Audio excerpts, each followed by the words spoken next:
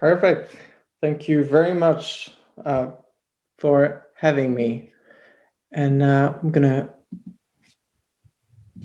yes, I'm very happy to be here and very excited to be sharing some of the insights I've been developing during the last 4 years, where I was writing my PhD dissertation on the topic of degrowth. But that's not only going to be about degrowth. I think really what I did in my research is study the specific question of degrowth as an opportunity to better understand the economy and its relation to nature and communities. And that's really what I'm going to be trying to do now, rather shortly, in 40 minutes. So I'm going to go rather quickly over 3 claims I want to be making. I'm going to try to be a bit provocative as to give you some material for discussions.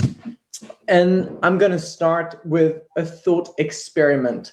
And this is a thought experiment that I've been having within my mind for quite a few years. And so here it is. My challenge to you: imagine that you have 24 hours to deteriorate nature as much as you can, except you cannot use anything that has been previously bought with money, nor can you buy anything. So think about it. You want to destroy the environment as much as you can. What will you do? So I'm sure the most creative of you will find a diversity of potential things you can do to destroy the environment.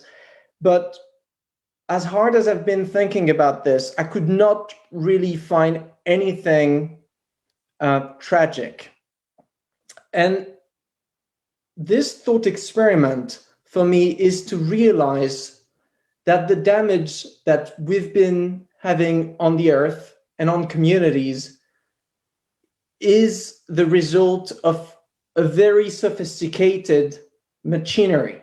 So this is, when we talk about the economic system, it is this machinery, this social institution, as we call it, social scientists, that we're going to be trying to understand how through the economy and the way it works, we can collectively create this capacity to damage the environment beyond anything that has been historically possible in the history of our species. And this is, of course, if I give you the ability to buy something to destroy the environment, if suddenly I give you purchasing power, then that's a whole new game. There's an infinity of ways you can do to destroy nature. And we've been, I'm sure you've heard many instances of how can this be done. So my main point here is that we have been turning purchasing power into pulverizing power. We have turned the economy. The economy has become a collective weapon of mass destruction. And what I'm going to be trying to explain is how this weapon is working and how can we actually deactivate that weapon. So, as you understand, the first kind of pre-claim of the talk is that the economy is at the heart of the social ecological crisis we're facing today. But I'm going to be getting a bit more into the details. But before this, an analogy. You guys, I hope, remember that film from the 90s, Jumanji. Some people get stuck into a game and that game's come back and become reality. And for me, this is the best analogy to really understand what has been going on since the beginning of the pandemic. I think for the first time in modern history, we have been posing the game of economy.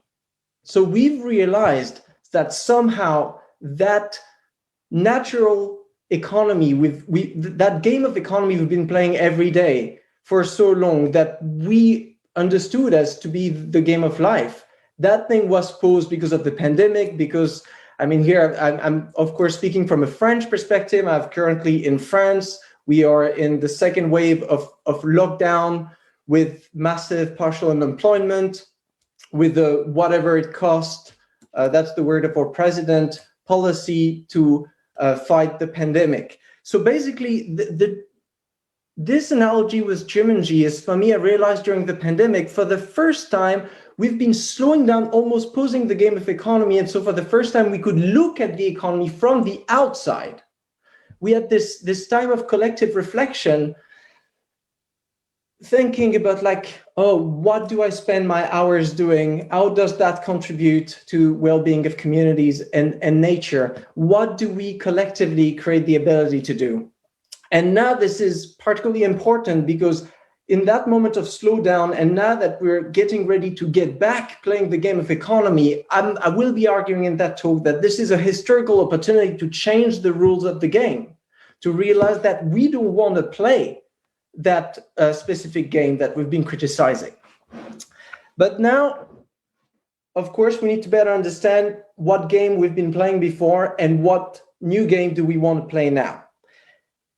And this, I think this entire analogy, my main message, what I really want to convey is the fact that the economy is political.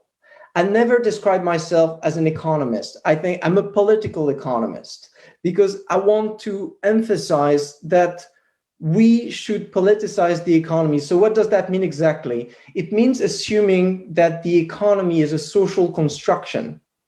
The opposite would be to see the economy, and especially the economy we have today, as some kind of the outcome of a centurial process of betterment, a natural selection of best economic systems, and what we have today is just this mechanical process of evolution. It is not. It is the process of political decisions. It is the outcome of power relations. Everything that has been socially constructed can be socially deconstructed. This is one of the assumptions that I will be making in this talk. This radical, we could call it constructionism, to look at the economy as a result of social choices and nothing else. So some of the ideas I will be discussing, of course, have been written more eloquently and without the French accent in my PhD thesis, which you can find online as a voluminous PDF. I invite you to have a look at it if you want to. It's freely available online. So let me start with my first claim. And here, of course, the name Rebellion made me think about Star Wars, so I could not avoid the analogy, but that as I see it today, the economy has become the Death Star of social ecological worlds. This is precisely what I was arguing before. And when we're asking this, I'm positing this claim, there's an important question to be answered, which is, who is the enemy? And we scholars are very good at bickering about like who should be the enemy.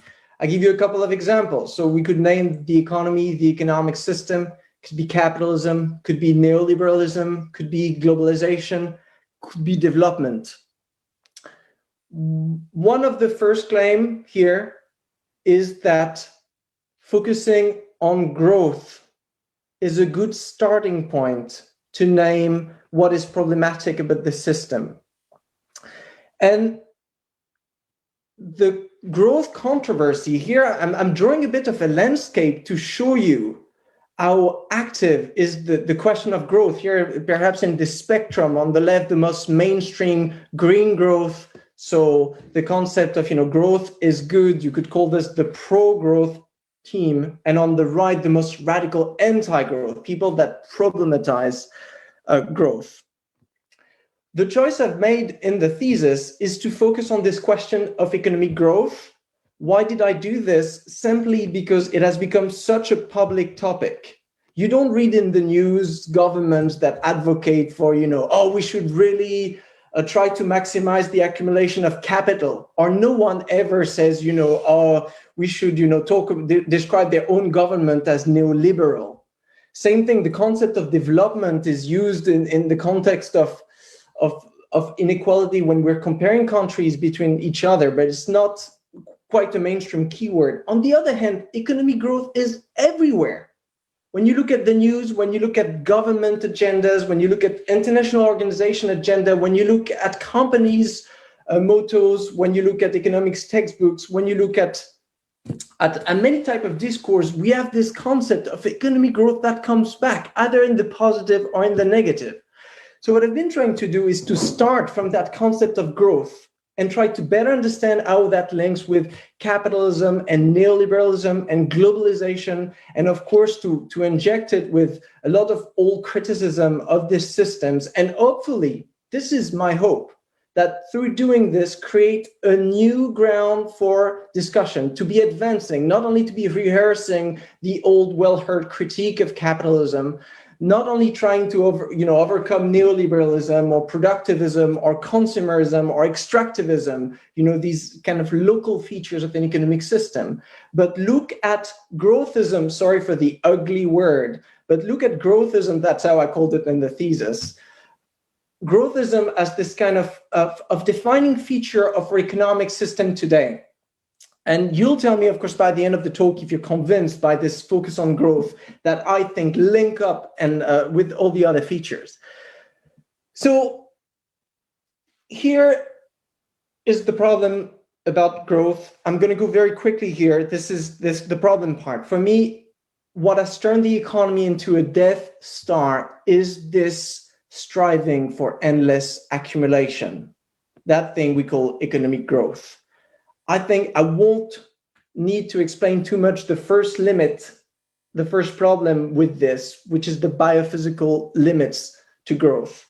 Some of my work has been focusing on green growth, and I'm still dazzled that we spend so much time talking about green growth. I would expect that if each time for me, green growth, I would put this on the like of flat earth and the reptilian hypothesis, some of, funky theories that we sometimes discuss in weird little cafes on weekends, but not something, to organize endless conferences about.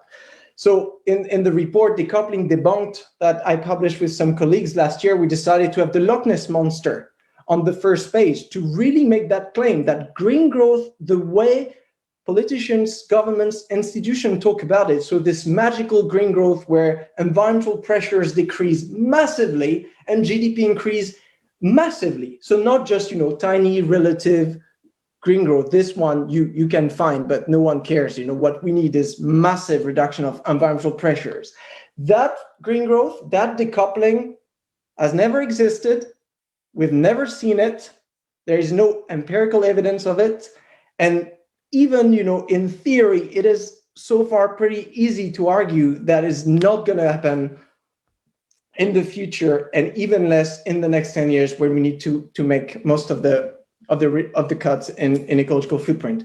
So the limits to growth, the biological one. But I often like to say, even on a planet where you would have like endless resources and endless capacities for ecosystem to absorb pollutions, we completely forget the environmental side. There's another limits that we don't often hear about. And these are the social limits. That has been studied very well by the heterodox school of feminist economics that exists since the 90s. And what these scholars have been pointing to is in the same way that when an economy gets bigger, and when I say economy here, when the realm of market commodity, the realm of for-profit market commodity, the realm of money gets bigger, it encroaches on other things, not only nature, but sometimes also community, on the non-economic aspect of society. And this encroachment cannot go on forever. Because at some point, for example, people that participate in the production of commodities don't have any more time to, we would say, reproduce their ability to produce. But I mean, what this means basically, if you work so much, you get into a burnout. So then we understand, of course, that we cannot endlessly produce more and more, because at the end, it will tire a specific community. And that's only one limit that has to do with the ability to work. But other limits of course, to grow the economy, we often tend to commodify certain things that were before outside of the economy. And when you commodify certain non-economic goods, you tend to change their logic. Certain things that were following social and moral incentives now just fall under a game of financial incentives, and these things can deteriorate the nature of these activities. So here the main point that they are just social limits that come on top of biophysical limits. And the third one is, of course, my favorite, is let's forget about limits. Even if we could have economic growth very easily, then it would be futile because it does not fulfill its promises. We hear about we want economic growth to reduce poverty, to reduce inequality, to increase well-being, to create jobs, all of this. But when we look at the numbers, we get a very disappointing picture where actually in most advanced countries, economic growth is not contributing to well-being. Sometimes it's actually the opposite. There is no link between GDP and health or the quality of education, the many things we should care about in the very long-term understanding of prosperity. The link between growth and jobs is not automatic, depends again on how you organize your work, so political decisions. Inequality, actually, economic growth increases inequality. Now, I'm very happy because since the work of Thomas Piketty, no one ever dares to disagree with that claim. Before we used to battle so much among economists. Now we just drop it and we say Piketty and mic drop, job's done. But now this is pretty well agreed. And the issue of poverty also, if economic growth had been an answer to poverty, well, why is poverty increasing in a country like France? We've been tracking poverty in the last 10 years. It has been increasing. Anyway, enough about this, just the point that a system based on constant expansion, a system that is dependent on constant expansion of the market sphere to work is doomed on many levels, either through a social recession or economic collapse, or just at some point realizing that it is completely futile. So here, what I want to say is that the growth project is bankrupt, and we do need to find another one for economy. So I often like the saying, growth is dead, long live the economy. Finally, we can do away with that belief that growth is absolutely necessary. And finally, that means that we can redesign the economy without that growth constraint that has been very constraining. But growth is a very abstract term. So I want to get a bit more specific here and linking a couple of isms together, because that's, I do a lot of that in the thesis. So I'll do this quickly because I know the isms are not the most entertaining things. But here I want to point to three main drivers of expansion. So think about this. At the level of the company, we have productivism. So this idea that basically a company should be organized around the pursuit of profit. So this is one money driver, profit-seeking companies. In the same way, at the level of the consumers, people seek incomes. And at the level of government, they seek GDP. What's common between profit, income, and GDP is that these are money numbers. I like to call them points. If we come back to the Jumanji analogy, the system today is that we've basically organized these three fundamental activity. So basically the production of goods and services, consumption and work, and even the activity of government. We have organized this around the pursuit of points, money points. This feels like, a game of Scrabble going awfully wrong. Three drivers of economic growth, and they connect this way. So this is how we study it from the field of ecological economics, where I come from. We have this productivism, consumerism, and growthism. But then, of course, to make this work, because every time we produce something, we need resources and materials. And often every time we produce or consume something, there's emissions of pollutions. To be able to be productivist and consumerist and growthist, we also need to be extractivist and excretivist. So another ugly word, but you know what I mean. So the more we have this an unhinged wheel of economic growth, the more we take from nature, the more we throw back into nature. And this is the game we've been playing until now, the game of growth. This is the growth economy. Some people may want to call it capitalism. I don't, because I think certain forms of socialism also are equally productivist. I think calling it a growth economy is quite descriptive. And again, it comes back to what that economy, how would they describe its activity? Publicly, explicitly, all governments, company, or what, it's not a mystery. They say they want profits. As workers, we say we want more income. Governments want more GDP. There is no secret. This is the rule of the game. They're open for everyone to see. And oh, spoiler alert. Here, what I want to say about this, my main point is that growth is not only a phenomenon. When you hear about economic growth of something that happens here in reality, we can observe like a sunset. No, growth is a system.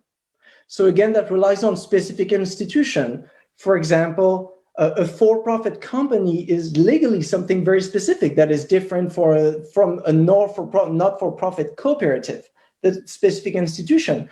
GDP is a specific indicators that is different from measures of well-being. All of these system features, if we were to change certain institution, we would deconstruct that growth economy. And this is what I want to talk about now. It's a system and it's also an ideology.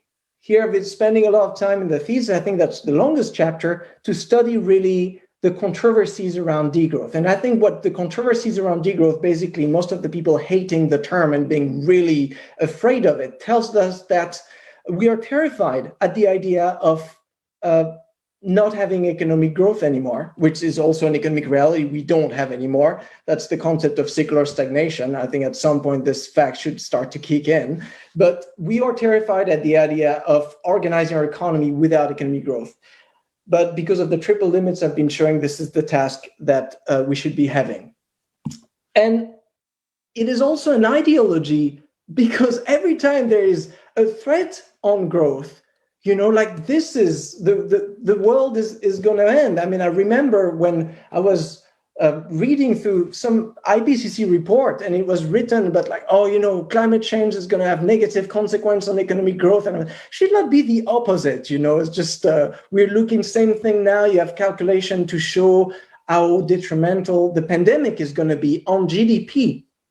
So basically, this is for me, the economy upside down. Here we've been putting this kind of the one that was supposed to be a means at, I guess, gather more money so that you can do something. Maybe, I don't know, I've boost your GDP so you can have more tax revenues and invest in education or something like this. But along the way, we've forgotten that GDP was a means and it has become an end. And so this is the ideological feature of economic growth, where the economy becomes hegemonic over other spheres of society. In the same way that the economists have become, increasingly arrogant compared to other social scientists, this is also a good sign. A good way to realize that there's somehow an imbalance of power between everything that is called economic, that suddenly become an issue of high interest and priority, and the things that are non-economic, that are just on the periphery of politics. So that was my first claim about the economy being problematic, and I'm going to switch to another one that is more uplifting, which is the fact that the end of growth is not the end of the world. Actually, it's the opposite. It could be the beginning of many worlds. And before, I like to make the point that growth is a historical anomaly. I know this sounds like striking, and we've always now feel that economic growth has always been the objective of economies, and economies have always been growing, but historically is not the case. In the last 2,000 years, this was just no economic growth whatsoever. Economic growth the phenomenon started in the Industrial Revolution. So that's something that is historically very recent, and some historians have pointed, of course, in between the discovery of fossil fuels and the phenomenon of economic growth. So for me, I like to think of this hypothesis of maybe economic growth was a one-off event in the history of our economies, and not people that study the secular stagnation. So the secular stagnation is the fact that early industrialized economies like France and the US and most of Europe are now seeing decreasing rates of economic growth. So basically, its economic growth is slowing down over time.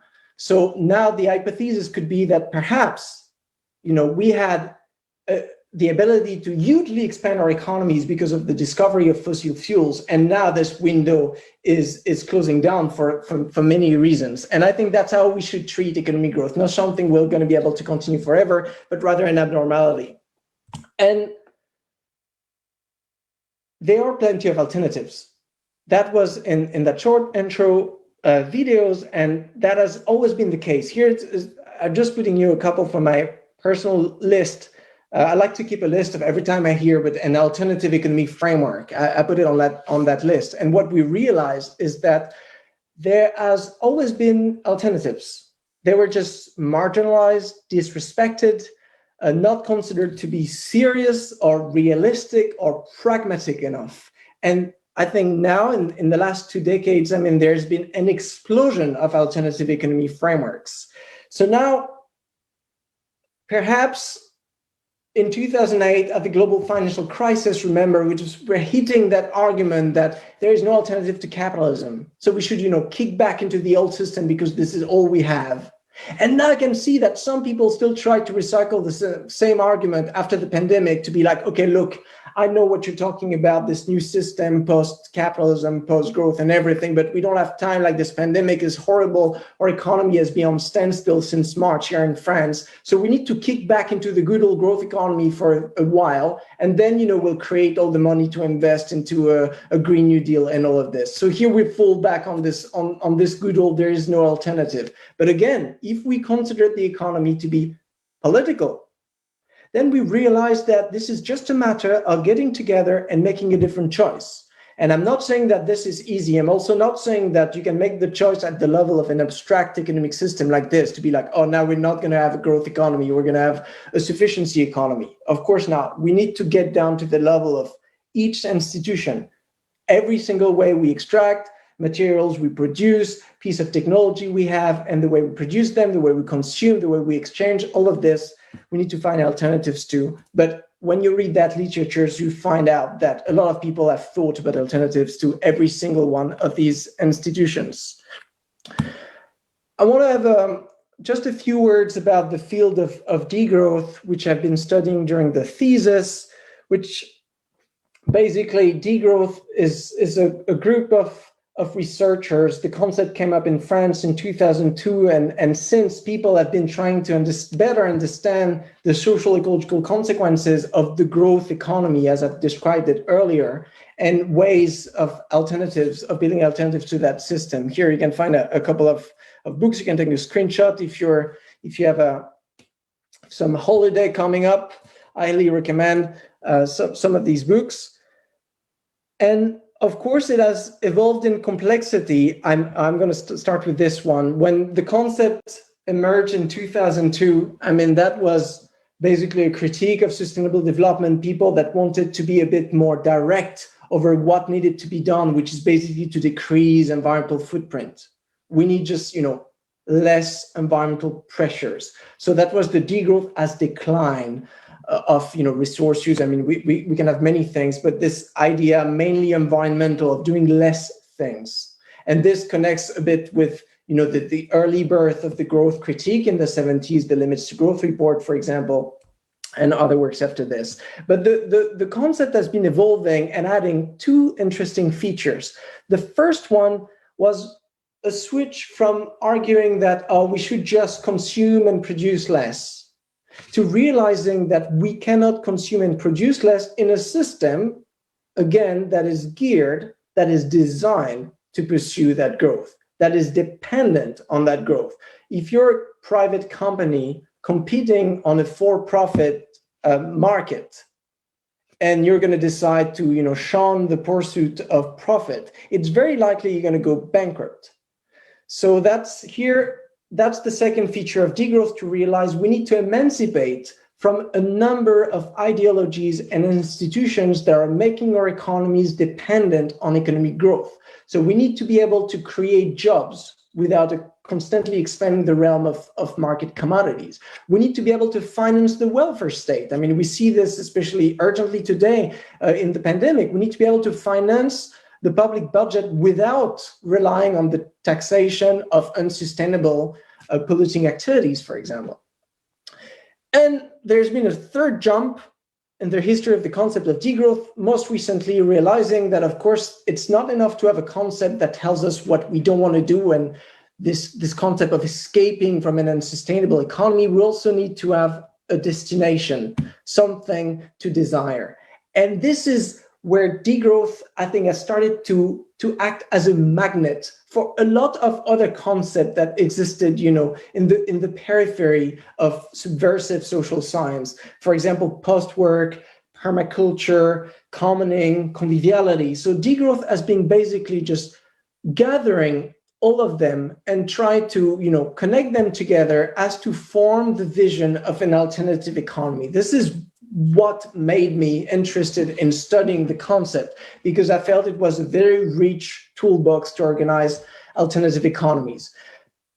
I thought also I would share a couple of definitions of the way we usually define degrowth. Here I've been talking about degrowth as a field of studies, which it is too, but if you want a more descriptive definition, this is the one at the top is the one most often cited, but perhaps the one from the last one at the bottom, Jason Hickel, is a bit more aesthetic, but this idea of basically reducing the metabolism of modern economies in a way that improves justice and well-being.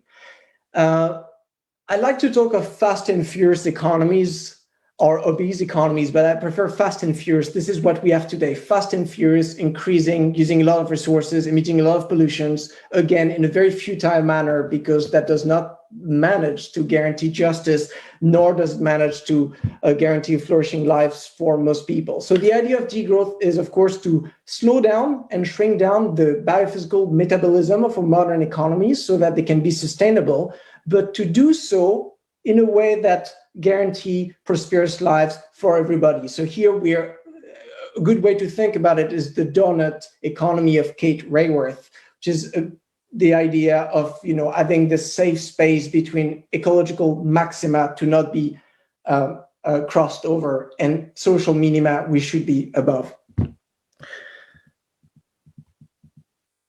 And this is a confusing picture, I realize, but let me drive you through it. This is the way in the thesis I've theorized degrowth, so theorized in the way of describing really what an alternative to the growth economy would be. Here, let's forget a bit about the word degrowth and let's talk about like an alternative economy to the growth economy. And here you see this 5 fundamental economic act in the middle: extraction, production, allocation, consumption, excretion. Whatever economy we want to design, we need to think about how to do these. So the first one, extraction, of course, is the question of relation with nature. Production has to do with the organization within the relation of powers between the owners of the means of production and workers, the type of technology we use, the legal statute of companies. Allocation is the question of how big the spheres of markets should be. What is the role of money in an economy? That's something I'm sure we'll have the opportunity to discuss in the questions. And the claim I make in the thesis that money is not to be abolished, but actually to be democratized in a way. Consumption, that's here the more personal application of the idea of degrowth through perhaps like voluntary simplicity, changing our relation to goods and services, and our notion of well-being in general, and excretion, which is not only that a biophysical concept, and of course a sustainable economy must necessarily be circular, not circular in the mainstream understanding of the term, where you have a circular economy that can generate wealth infinitely. I mean, there cannot be a growth-based circular economy. Often in ecological economics, we speak of a perma-circular economy. So think rather of a spiral. An economy where it's circular, but it's circular decreasing, spiraling down, in the sense of the metabolism is getting more and more efficient in ecological terms, in the sense that you need less and less resources and energy to run your economy. So here, those are the 5 kind of things we need to be thinking about in terms of alternative economy. And to inform this, we need values. This is where philosophy kicks back in economics. And again, this is the difference between economics and political economy. Often when we speak of economics, we tend to focus on objective reality, try to measure things and forget that values are everywhere. If we want to design an alternative economic system, we need to agree on a set of philosophical principles. In the thesis, I decided for this triad of the principle of freedom, of autonomy, a principle of justice, of sufficiency, and a principle of ethics, of care. Of course, you can have a look in the thesis on how I define those. My main point here is that we need to define those in order to design the economy based on those philosophical principles. It doesn't go the other way around. It is not through market interaction, for example, that morality can emerge. I think morality is always framing the economy in the sense that the economy is always embedded in society. And perhaps that is the anomaly today, is that the economy, somehow has been dissociated from social and moral frameworks. And we need to bring it back inside. On the right, you can see a number of principles that I've tried to identify. You can see this as perhaps a list of priorities of the concept that could most disruptively help us to rethink an alternative economy. And again, you can have a look at the thesis to see how I define those. Let me switch, and if you have questions, we can come back in the second part, because I want just to make the third claim, which is the transition must be designed. And what do I mean by this? I mean that to be just, that moment between realizing the economy we have is unsustainable and this next economy we can imagine in our armchair, this blueprint of a better economy, the transition in between has to be designed. It has to be thought. Otherwise, it is very likely to be to be unfair and unjust and potentially even ineffective. So the way I like to think about it is that we need to have both a map, like here, the subway map of Paris, and a toolbox. So when I think about the transition, I think about the ends, so certain objectives, certain goals, objectives, and even specific targets. For example, concerning if one of your goals is to reduce inequality, it's very important to be able to understand, the magnitude of that reduction and the threshold after which you will be content about reducing inequality. Actually, I find it quite surprising that we have a carbon budget, so something quite numerically well-defined, but in terms of inequality, basically governments are not committing to specific targets of inequality reduction, which if they are as serious as they say about inequality, I would want them to treat them with specific targets. So we need to have the map of where we want to go. And again, it's the map where you can go in different directions because transitions will be varied, depending whether you have transitions in the country of France, within a specific village, within a community, within one company. So again, we need to have a map with several possibilities. But of course, some of these possibilities needs to be constrained, for example, by carbon budget, by a physical reality, things like this. And then we need to have a toolbox, so means. So now that we have our objectives, we need to have a lot of policy instrument. When I say policy instrument, don't hear top-down laws and government action. Think policy in the very actions. A policy is a group of people identifying a problem and collectively coming up with a solution. So that can be bottom-up, that can be at the community level, but what I like about the idea of the toolbox is that within the same toolbox, we can have specific laws and we can have specific practices, for example, within local currencies, principle of organizations, anything that is problem-oriented actions. So those are the lenses we need to have. And then we need to think on several degrees. I mean, if I think about how to categorize ways to act into the economy, I'm thinking at least of 4 spheres. You can see them on the left, the household sphere of personal actions. Should I take a plane to go to conferences? How many hours should I work per week? Should I grow my own vegetable or buy them in the supermarket? Then there's, of course, community decisions to be made. There's decisions that happens on the market. There's a more specific vision of community, and there's actions concerning the state. And within these 4 spheres, there's perhaps 3 attitudes concerning actions. There's this opposition, things we don't want to do anymore. For example, flying. If you think that flying is morally wrong on ecological ground, you can decide as an individual to stop flying. That is you're opposing a certain behavior. You can take a reformist stand of, for example, here in my example, like car sharing at the community level, of, well, you still need to use a car, but instead of having a private car, you can just organize car sharing within people of your neighborhood. So here it's a different stance where you're still trying to work within the system as it exists. And of course, there's the alternative. So the alternative is as my good colleague Ted Trainer says, ignoring the system to death. So you create a different ways of doing something, and then you just do it. For example, a local currency would be a good example of this. We don't want to use euros for specific reasons within the village, so we create our own currency and we do it this way. And then once this is done, within your toolbox, here's the most difficult thing to do once you have this plurality of actions, is to think of interactions. And we're not doing this enough. I think we tend, every single time I read subversive economic papers, it ends with a Christmas-like wish list of demands. We want a basic income and work time reduction and a tax on capital and less flight and ta-da-da-da-da-da. What I would like to see is more these divided into precise objectives and means. So again, what I've detailed, the map and the toolbox, but also I want to know the interaction.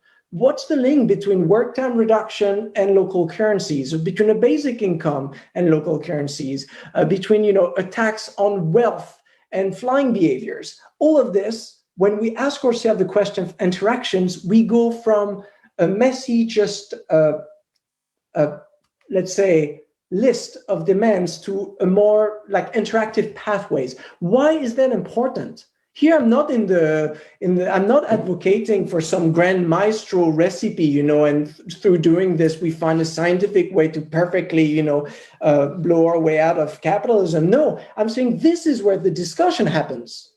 The discussion we need to be having, for example, around the concept of universal basic services. They are not that interesting if we just discuss the abstract concept. They become very interesting if we're discussing specific services. How does that interact with other things? So here, see that process as a way to collectively organize and discuss the transition, which that'll be my last point. Of course, in the spirit of degrowth, what we need to do now is basically to stop making the economy as it is and discuss and agree on other ways of doing this. Of course, now to completely contradict myself, I'm going to drop a little just list on you because out of its context, in the thesis, I tried to do a lot of interactions, but I thought just for the sake of discussing, I would give you my favorite proposals when it comes to how to transition to outside of the growth economy. And these are my 7 samurais that have to do with again, coming back on, for example, there's one on production, which is number 7 here, the concept of social enterprises, how we can democratize the way we produce goods and services and do away with the profit imperative. Remember, that was one of my driver of growth. If you can think of all businesses being not-for-profit, mission-driven, democratic cooperatives, it becomes macroeconomically very difficult to imagine how such economy could grow. Same thing, securing livelihood. Number 4, autonomy allowance. That's the way I call a mix between universal basic income and universal basic services. Basically, it means economic security, making sure that you have access to transport, not even transport, mobility in general, to shelter, to healthy food, to information and all of this. If you have this, again, you don't need to worry about constantly increasing your purchasing power because, of course, you want to be able to have to pay for healthcare and all of this. If these are better organized, we're cutting another one of the growth imperative acting at the individual level. Same thing with the job guarantee. And number 6, if we collectively, and the job guarantee, the way it's usually talked about is very state as the employer of last resort in France. We have a different understanding. We've had this nice little anarchist initiative running since the 90s, organizing a bottom-down, very grassroots job guarantee where communities basically, match job seekers with the type of activities that are not being, the type of tasks that are not being done in the community. So rather coming down to turning labor, instead of talking with the labor market, that would become a labor commons, where we collectively take the responsibility for unemployment, not seeing people that don't have a job as some type of failure, but rather a failure of allocation, collective allocation. There's someone that is wasting their talent because they're somehow they are being put in a point where they don't have the ability to participate in the economy. This ability to participate effectively into the economy is a collective responsibility that we need to better organize. Of course, number two, a cap and share. This we cannot do without. This is the ecological maxima. We need to be serious about that concept of a carbon budget. That means if we agree about the imperative to reduce environmental resources, that should be an absolute cap. So you could see all the other policies as a way to adapt to this steady state economy, or even like in early industrial, like affluent countries like France, a downshifting, a large downshifting, that's the degrowth transition bit, to a very much lower biophysical metabolism. And here, a specific absolute quotas can be a faster and more effective ways than market instrument like taxes, even though, of course, they can both be in parallel. One that is perhaps relevant to money rebellion is the first one. I didn't put it first one because I was coming to talk to you guys. It was first before because it has been my pet topic since I started to be interested in economics. I went to study economics because of my passion for money, not my desire to have a lot of it, but just to better understand how it works. And I still think that this is one of the most important things to change. This triple change of changing the nature of money. So not only, the financial system, talking about, for example, taxing certain financial transaction, making sure that there's no high frequency trading or that we create nefarious financial product. Not only this financial changes, not only banking reforms that have to do, you may have heard, of course, about sovereign money and the monopoly of commercial banks over the creation of currency, which is problematic today. So this idea of, again, money re-becoming a commons. So democratizing money so that it becomes a means to a thriving economy and not a growth driver and a driver of inequality. But what I mean by changing the nature of money is even more disruptive than this. And it's about basically reintroducing the notion of value pluralism. I've been spending quite some time studying local currencies. And what I find interesting about them, local currencies can be time banks or barter networks of convertible local currencies, is that they show that it's a middle ground between a general purpose currency like the euro that is very detached from society and nature, and these local currencies that can re-embed economic activities within certain limits. So for example, carbon-backed currency or energy-backed currency are a good way to make sure that the amount of money remains linked to biophysical reality. Same thing, time banks, very good way to ensure that the size of your economy remains linked to the amount of hours that people are willing to dedicate to that economy. So here is the concept of limits and putting back limits on what the economy should be. And here, this is a claim I often make. The goal of an economy, as I understand it, and perhaps you'll call me naive, but ever since I've been studying what economics is, that if we have such a thing as an economy, is to work less. By definition, that's what the economy is. It's supposed to economize resources so that I don't have to spend 14 hours a day, plowing the field and producing things I don't want to be producing. So I have time to play chess and go surfing and all these type of things. So number 5, work time reduction, I think should become the number one goal of economic organization. If your economy is not managing to free time, and again, that freeing of time needs to be justly, equitably distributed among the participants of the economy. But if your economy does not free time, it's not working. There's a problem with it. So now when we look at countries like France, where supposedly affluent countries where, certain people are caught into increasing working hours, supposedly following the ideology, the workist ideology of, work more in order to earn more. These are the words of one of our presidents. I think we're, again, making a travesty of what an economy is in the first place.